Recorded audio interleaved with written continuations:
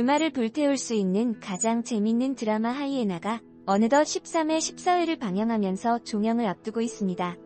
몇 부작인지 궁금해하시는 분들이 많은데 총 16부작으로 제작되어서 다음 주가 마지막입니다.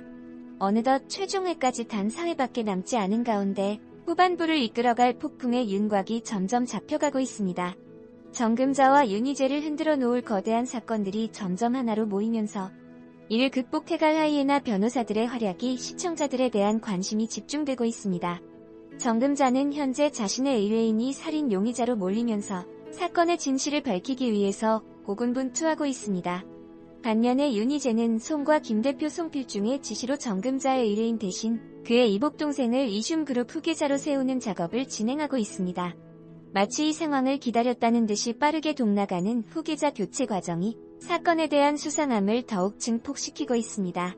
윤희재는 상속세법 개정안도 추진하고 있는 상황이며 윤희재의 아버지인 대법관 윤충현 판사가 개정안에 반대를 하고 있다는 것이 알려지면서 윤희재에게 닥쳐오는 갈등과 위기가 그를 어떻게 뒤흔들지 궁금증을 더하고 있는 상황입니다. 또한 윤충현 판사가 곧 무너질 것이라고 예고되면서 걷잡을 수 없는 폭풍이 윤희재를 덮칠 것이라고 시청자들은 추측하고 있습니다. 정금자와 윤희재 두 변호사를 뒤흔드는 사건들의 중심에 공통적으로 한 인물이 있습니다. 바로 송필중인데 윤희재를 지금까지 키워온 롤모델 그리고 정금자를 송행김으로 발탁한 송필중의 검은 속내가 조금씩 드러나고 있으며 드라마의 몰입도가 증가하고 있습니다.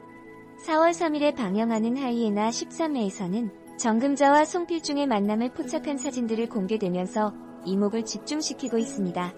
이번에 공개된 스틸컷 사진에는 서로 마주하는 정금자와 송필중이 담겨 있었으며 고급스러운 레스토랑 분위기와 전혀 반대되는 냉랭한 대치가 사진을 가득 채우고 있었습니다. 송필중을 꿰뚫어보듯 노려보는 정금자의 강렬한 눈빛하고 이에 밀리지 않는 송필중의 카리스마가 팽팽한 긴장을 이루며 시청자들에 대한 궁금증이 더욱 커지고 있습니다. 정금자는 지금까지 돈을 위해서 싸웠는데 지난 방송 말미 윤희재를 걱정하면서 처음으로 정금자답지 않은 행동을 보여주었습니다. 그런 정금자가 사진하고 윤희재를 뒤흔들고 있는 송필중을 만나서 선전포고를 합니다. 돈을 위해서라면 송필중의 손도 잡을 수 있는 정금자가 그와 전쟁을 결심한 것으로 예고됩니다. 과연 정금자는 송필중을 만나서 어떤 선전포고를 할지 앞으로 이어질 후반부 전개에 궁금증이 더해지면서 시청률도 더욱 상승할 것으로 생각합니다. 지난 방송에서 충격적인 하찬우의 재등장. 금자와 희재는 가장 불길한 상태에 놓인 그를 변호해야 하는 가운데 불리한 증거만이 쏟아져 나왔습니다. 살인사건의 진실을 찾는 데 몰입하는 정금자와 비상상황인 이슘을 수습해야 하는 희재 한편 상속세법 개정을 두고 송필중과 희재부는 능력의 차이를 보이고 있었습니다. 이번 방송에서는 하찬우를 변호하기 위한 금자와 팀원들의 작업이 계속되지만 불리한 상황만 증폭될 뿐 이대로는 하찬우와 이슘 그리고 팀까지 무너지게 될 겁니다. 송필중 대표의 의도가 무엇인지 되짚어보던 희재의 세계는 거칠게 흔들리기 시작하고 의혹의 연결고리를 발견한 순간 금자와 희재는 결국 하찬우 사건에서 잘려나가게 됩니다. 하이에나 13회는 초반부에 나온 윤충현이 아들인 윤희재가 보는 걸 알면서도 자살하려고 차도에 뛰어든 에피소드가 이해가 안 됐다. 아무리 드라마라도 그렇지. 세상 그 어떤 부모가 자식 눈앞에서 자살을 해? 부모의 자살을 목격한 자식은 부모의 자살을 평생 트라우마로 안고 살 텐데.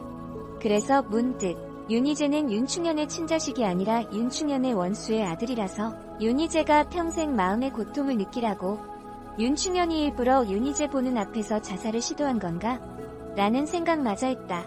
암튼 윤충현의 행동이 너무 이해가 안 되지만 그럼에도 재미있게 본 하이에나 13회의 줄거리 및 감상평 정리해보면 정금자, 윤희재 그리고 김민주는 드디어 송필중이 깔아놓은 판을 알게 됐다.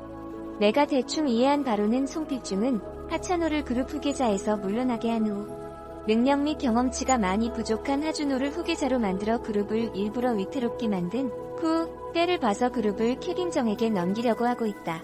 이 와중에 대선과 윤희재 아버지가 걸려있는 상속세법 같은 것도 위에 언급한 계획과 관련되어 있는 것 같다. 그런데 송필중은 역시 송필중이었다. 정금자와 윤희재는 대한변호사협회로부터 징계를 받게 하려고 판을 짰고 대표회의만을 내세워 김민주를 송과 김에서 잘라내려고 했기 때문. 그래서 정금자, 윤희재, 김민주가 최대한 빨리 손을 잡았으면 좋겠는데 정금자와 윤희재는 김민주와 손잡을 생각을 전혀 안 하고 있다. 김민주 또한 정금자, 윤희재와 손잡을 생각을 안 하고 있어서 좀 답답하다. 송필중의 사악함이 전면에 드러난 것 외에 13회에서 볼만했던 건 귀찮게 구는 똥파리 같은 아버지를 쥐 잡듯 잡는 정금자. 그런데 이 에피소드는 사이다 발언을 쏟아내는 정금자가 멋지긴 했는데 가만히 듣고만 있던 정금자 아버지가 의심스러웠다. 그러니까 정금자의 발언들을 다 녹음하는 것 같았거든.